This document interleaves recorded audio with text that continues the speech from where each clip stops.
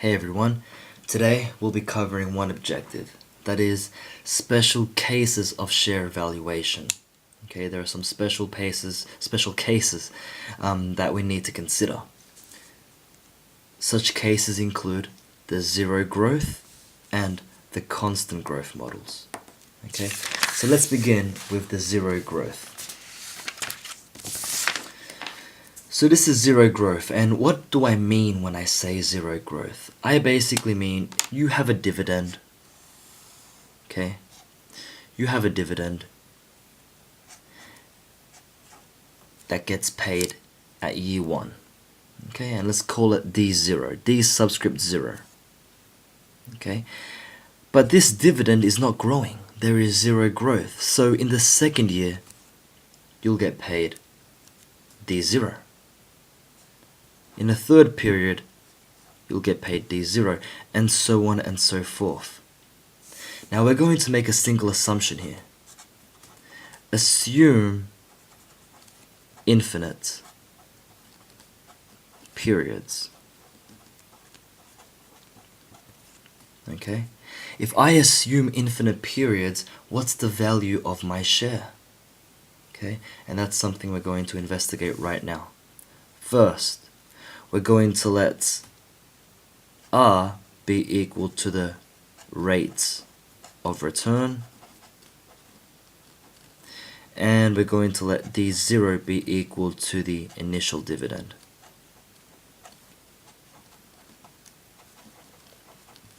Now, we know what the value of a share is. It's the sum of the present values of, in this case, the dividends.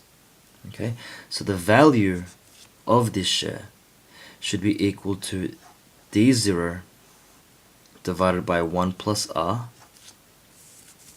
plus D0 divided by 1 plus R to the power of 2, because we have to discount this twice, plus D0 all over 1 plus R to the power of 3, and so on and so forth. Now, if you know some elementary algebra from high school or other studies of mathematics, you will see that this is in fact a geometric series. Okay? And for that very reason, we can simplify this. Okay? This expression simplifies to D0 over R. Okay? So this is the value of a share that has an infinite number of periods, so it's going to give you an infinite number of dividends, and furthermore, the dividends have zero growth. Okay, your growth, the dividends are always going to be the same. And this is how you get the value of this particular share with these properties. Okay, and that ends this particular case. The next case I want to look at is the constant growth case. So, first of all, we're going to make the same assumptions. Assume infinite periods. Okay? We're going to let G be equal to the growth rate, and I'm going to let R be equal to the rate of return. Let's draw a timeline to see what this case is actually saying. Well, in the first period, my dividend is going to be D0 outside of 1 plus G. Okay, let's think why. It's immediately this expression right here. Well, D0 is going to be given here. Okay, so we've just been paid D0. It's in fact another assumption that we have to make. We get paid D0 right now. So you've just been paid D0, the first dividend. That shouldn't have any effect on your calculation, because since you've already received it, all we want to know is the value of the share for the other cash flows. Okay? For the other cash flows that will appear. And so in the first period, our dividend would have already grown into this expression right here, which is given by d0 times 1 plus g. In the second period, our dividend would have grown to this amount. Okay, and so on and so forth. And so the value of this share is in fact equal to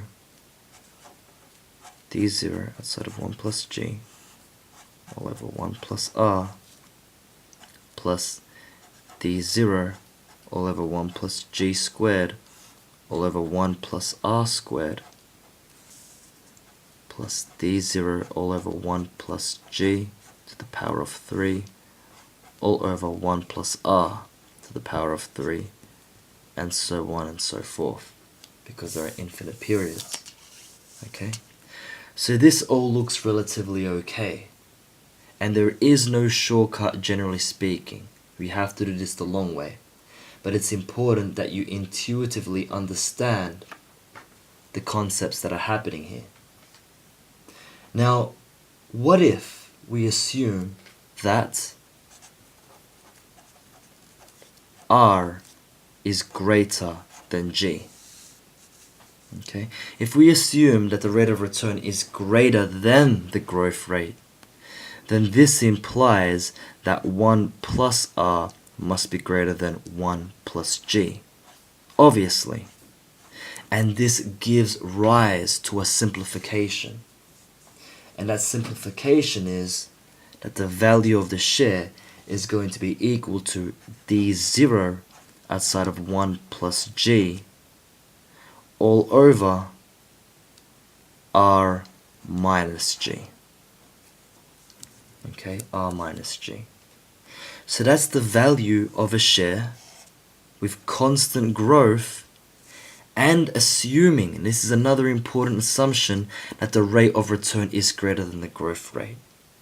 Because if this condition holds true, then this geometric series is one that converges. It's a convergent infinite geometric series that will converge to this value right here. But d0 times 1 plus g is equal to this, isn't it? It's the same thing as this.